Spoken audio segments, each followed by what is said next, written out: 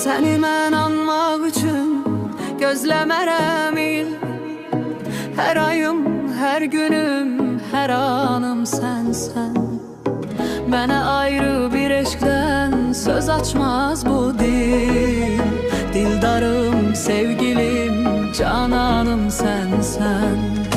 Məni cənnəti əladan qovmuşsa ilahi, qəm etmərəm çün ünvanım sənsən. Yol gediriksə mənzilə, çərxi fələkdə, getdiyim bu yolda karvanım sənsən. Məcnunlar nə gəzir səhrada, anlamam əsla. Hər dərdə məlhəmim, dərmanım sənsən.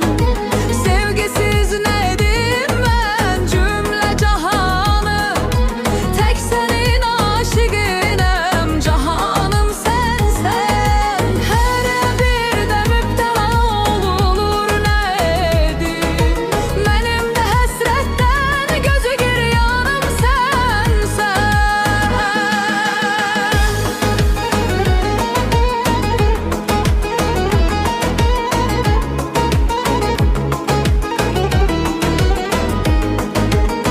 Dolaşa bilmirəm azadə hər qarışım, can üzülür mənimdir nöqsanım tənsən.